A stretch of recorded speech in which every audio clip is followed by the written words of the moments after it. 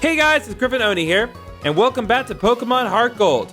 Last time, we went around the Johto region, exploring a couple of new areas in greater detail. We went back into the Dark Cave and we eliminated the area to find a new item and explored the limits of what we were able to for now. We also went to the ruins of Alf and discovered the new Pokémon Unknown, and established how horribly underwhelming it was. This time, with nothing else to do, we are finally going to go and take on the gym. I know you all have waited patiently for this, but I'm not going to put it off any further. It's time to take on the Violet City Gym. What do you have to say, my guy? Yo, champ of the making. I'm no trainer, but I can give you some advice. Believe me, if you believe, then a championship dream can come true. You believe? Then listen. The grass type is weak against the flying type. Keep this in mind. Well, that would only be helpful if I got a Chikorita. Violet City Pokemon Gym. We are here at last in the Violet City Pokemon Gym. So you may think here, well, this doesn't look like a whole lot. Doesn't even really appear to be the gym leader. Well, check this out. That's how we get up to the top, baby. Now, interestingly, in the original Gold, Silver, and Crystal, this gym structure was pretty much the same, more or less, presenting the trainer with an S-shaped path when you fight the two trainers before you fight the gym leader.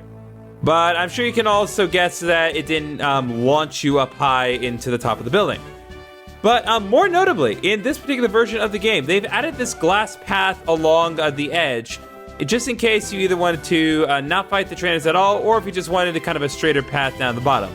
The latter, I can definitely understand. But the former, why would you do that? It's free money and EXP in preparation for the gym leader. So, let's go ahead and get started. I can't believe how ridiculously high this is, but from up here, you can tell what it feels like to be a bird Pokemon. Let me see if you're good enough to face Falkner. I don't know what you think a bird Pokemon is. There are only flying types, there are no bird types. Anyway, we're going to be fighting Bird Keeper Abe. And we're still not quite at the point where Rhydon can effectively deal damage, but we are getting closer to it. So I think for now, we're just going to keep doing the switch train method until Rhydon can get to level 10. Hopefully, we can get Rhydon to level 10 before things get too bad. Now, while we're fighting the Spearow, I do have a couple things to say about this gym, because I do have some notes. So what's actually kind of interesting is how this particular gym was depicted in other forms of media. In the anime, the gym was kind of depicted as a spiral building with no roof and a battlefield on top of the building. Anyway, Rhydon and Blazer each gain level 55 EXP. This can't be true. And we got some more money for ourselves and send a little bit to Mom. Even though you're a rookie trainer, you're not bothered by these heights at all. You're really something. Well, thank you. I appreciate the compliment. I know Rhydon appreciates the compliment. How you feeling, Rhydon? Yeah, Rhydon's very eager. Yeah, let's do this, Rhydon. Hopefully soon. Ho-ho! You some kind of big shot? No. We'll see. What happens if you get pushed around up here? Think you'll stagger and fall? People here are training night and day to become bird Pokemon masters. Bring it on! Again, there's no such thing as a bird type. It's only flying types. Anyway, we're challenged by Bird Keeper Rod. And I hope that we're getting nice and close to being able to get to level 10. We're almost there, people. I'm pretty sure by the end of this battle, we will have a Rhydon that can use Thunder Shock. Their lives will be made infinitely easier. Now, in the manga, there are actually a lot of different Pokemon manga. It's not just the official Pokemon Adventures manga. Oh my god, critical hit, Ember, let's go. In the Pokemon manga, there's actually multiple different depictions of the Violet Gym. You know, it's kind of interesting. So, some of them just kind of range from exactly how the Violet City Gym appears in the game. Some just kind of depict it as a generic building.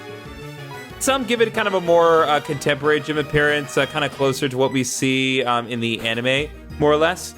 But there is one particular interpretation where, in the manga, this place was like a full-on, like, Japanese imperial palace that was actually meant to act as a resting place for Articuno. In the manga, Falkner very much revered Articuno. Why that is exactly? Well, I'm gonna tell you, read the manga. Anyway, hopefully, yes! Rhydon has finally grown to level 10, and that means Rhydon got Thunder Shock. And in addition to that, Blazer also leveled up to level 13. Wants to learn Quick Attack. I think we can go ahead and get rid of Tackle for Quick Attack. Tackle is base 35 power, whereas Quick Attack is base 40, and also unlike Tackle, Quick Attack is 100% accuracy. So hopefully, we won't have any more problems of missing with Tackle, because now Blazer knows Quick Attack. Gah! Have anything else to say other than gah? Falkner's skills are for real. Don't get cocky. Fine. In fact, just to err on the side of caution, I'm going to go heal, just to be 100% certain that we are fully prepared. So while I'm getting the Pokemon healed up, I actually do have one one other thing to say about the Violet City gym trainers.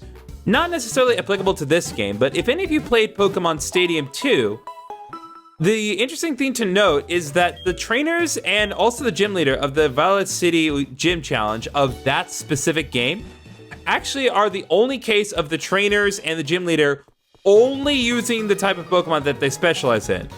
With the other gyms, they have a little bit more variety, but here, no, they're fully committed to the flying type, for better and for worse. Anyway, we are now here, at last, to this really cool Skydrop background that definitely does not look a little more fake when enlarged on a big screen. I'm Falkner, the Violet City Pokemon Gym Leader. People say you can clip flying-type Pokemon wings with a jolt of electricity. I won't allow such insults to bird Pokemon. Again, people, bird Pokemon are not a thing. It's a dropped concept in Gen 1. It was never a thing. I'll show you the real power of the magnificent bird Pokemon. Not a thing, my guy.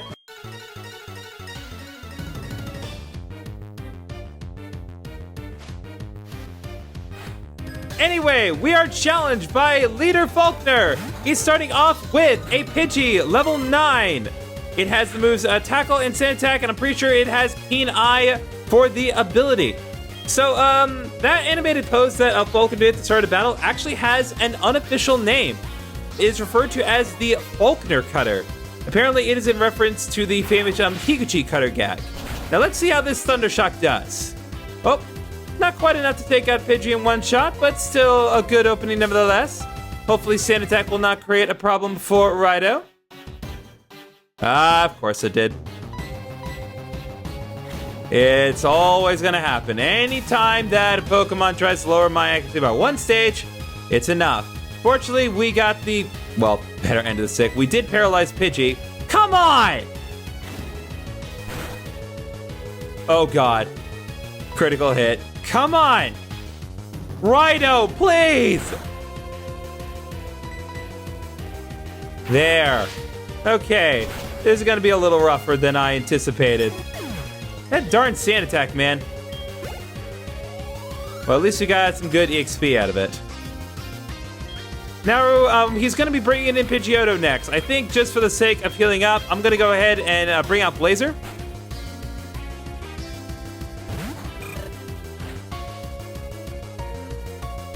So his second Pokemon, Pidgeotto, level 13. The wind is finally with us.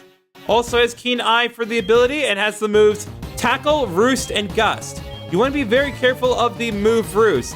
It's a really good move that does not inflict damage, but it does have the ability to heal Pidgeotto by half its max HP. For a prolonged gym fight, this can be a big problem. So I'm going to go ahead and use Smoke Screen. Oh, I didn't pay attention to my own notes. Keen Eye prevents accuracy loss. Let's go ahead and use Ember while we still can. So, you might be looking at this Pidgeotto and you think that this is an Blazer, I'm sorry. Guess we're gonna have to rely on Raido now. Anyway, you might be thinking, based on Pidgeotto's level, that it is not reasonably possible for Pidgeotto to be at this level. That is actually not true. In later areas that we will explore in the game, it is technically possible for us to catch a Pidgeotto that is underleveled. There's that Roost I was talking about. And not only are we going to have the ability to catch underleveled Pidgeottos in the future, but if we're specifically referring to the Gen 2 games, Then the neat thing about Pidgeotto is that it is also still possible for you to get a Pidgeotto that's underleveled in that game. Well, sort of. Which is especially notable given that Falkner's Pidgeotto was even lower in that game. I think it was like level 9 in the original Gen 2 games. But what makes the particular underlevel thing interesting? You might think that Pidgeotto being level 13 is a little ridiculous, but it's actually not. What is ridiculous is how Falkner was handled in the Space World 1997 demo of Pokemon Gold, Silver, and Crystal. Because yeah, he had a level 9 Pidgeotto, and that's ridiculous in and of itself. But here's the other thing that's interesting. In that demo version only, Falkner had a level 10 Pidgeot, which is the fully evolved version and 26 levels lower. So if you think Pidgeotto is ridiculous, nah, doesn't compare. Anyway, as I expected, Rhydon with the power of Thunder Shock easily handled this fight. Grew to level 11. Oh, getting a double level up. Double level up for Rhydon. Let's go. I understand. I'll bow out gracefully. We got 1560 for winning. We sent some to Mom. Beautiful. For pity's sake, my dad's cherished bird Pokemon. You don't have any bird Pokemon. You only have flying types. But defeat is a defeat. All right. Take this official Pokemon League badge. This one is the Zephyr badge. We got the Zephyr badge from Falkner. Finally, our first badge.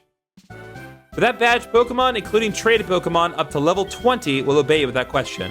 It also enables you to use the hidden move Rock Smash anytime outside of battle. We also got TM51. By using the ATM, a Pokemon will instantly learn a new move. Think before you act. A TM can be used only once.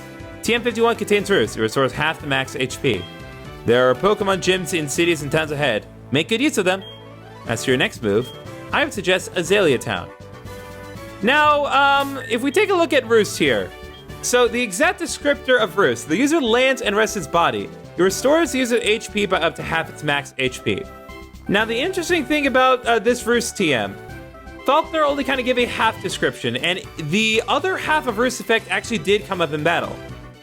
Eagle-eyed viewers will notice that for one of the Thunder Shocks that Rhydon used, it was not super effective against Pidgeotto.